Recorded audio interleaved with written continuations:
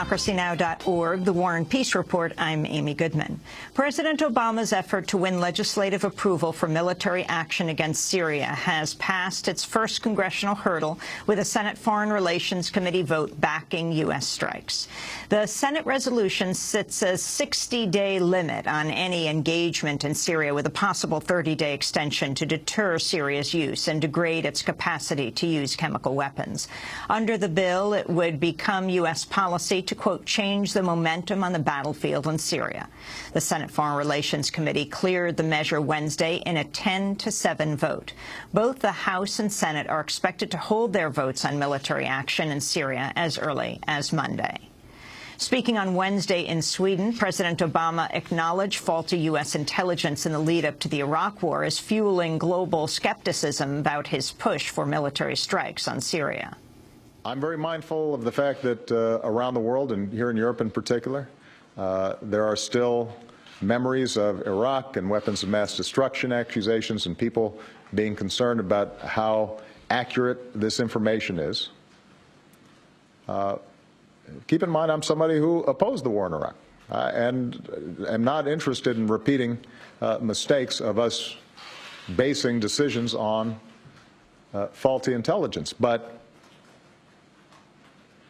having done a thoroughgoing evaluation of the information that is currently available, I can say with high confidence, chemical weapons were used.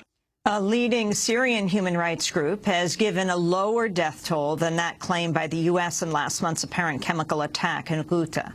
The Obama administration says over 1,400 people were killed, but the widely cited Syrian Observatory for Human Rights says it has confirmed a toll of 502, including 80 children and 137 women.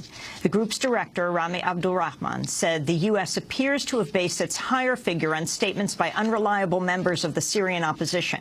In addition to being accused of using chemical weapons, the Syrian government is now facing claims of widespread use of cluster bombs.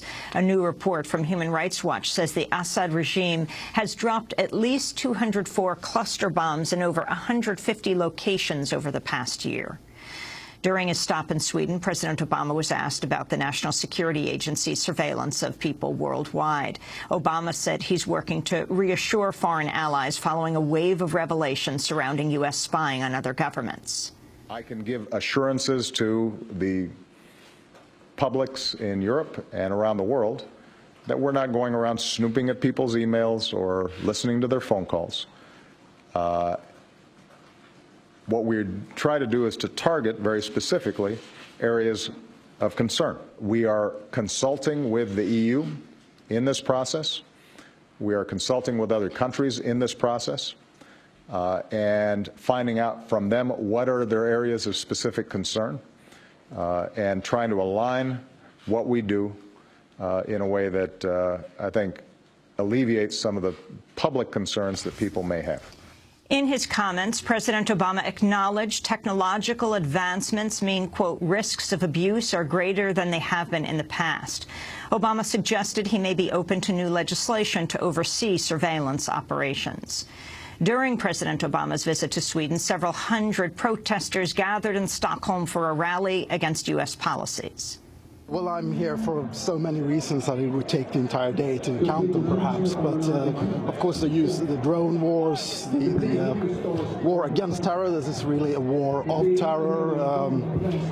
The international spying that the American government is doing at the moment. And, well, so many reasons to be here, really. And, of course, maybe as important, the fact that the Swedish government is the most obedient servant of the American government anywhere in the world. President Obama's in Russia today as the G20 summit opens in St. Petersburg, with Syria expected to dominate talks. The White House has announced Obama will meet with Russian LGBT activists Friday to discuss a state crackdown on their rights.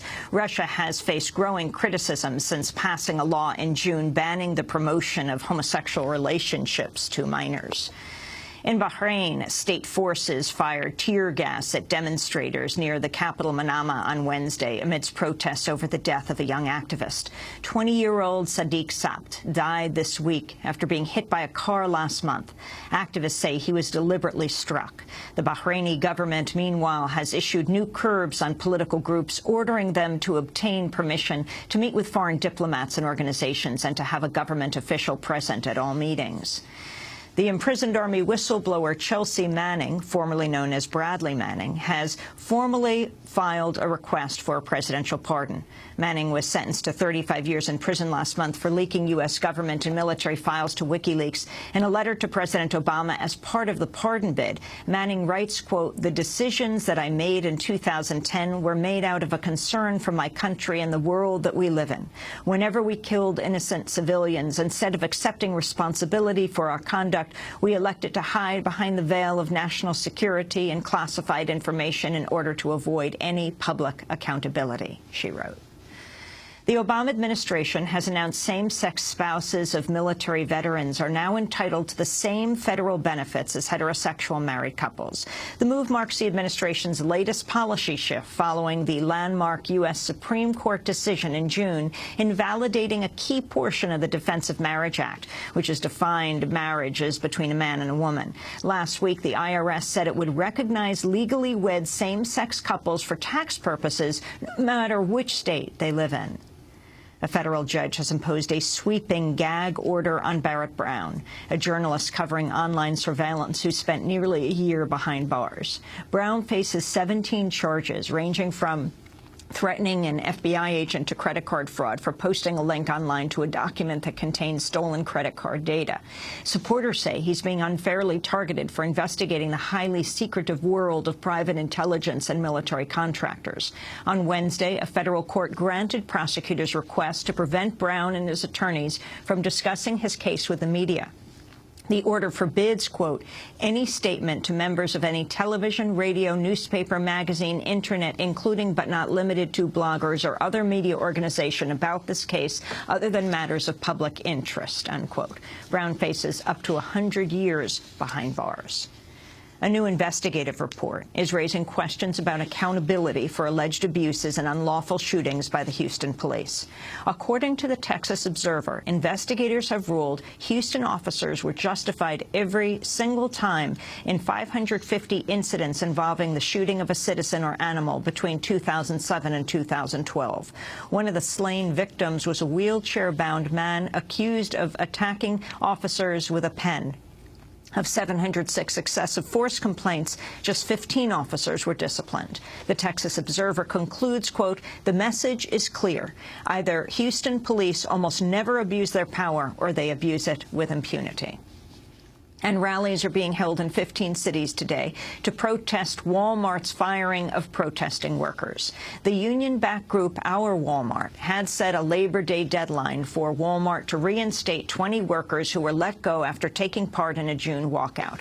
Organizers say they expect to draw the largest mobilization of protesting workers and their supporters since the Black Friday strike of last November. And those are some of the headlines. This is Democracy Now!, democracynow.org, The War and Peace Report. I'm Amy Goodman. And I'm Juan Gonzalez. Welcome to all of our listeners and viewers around the country and around the world.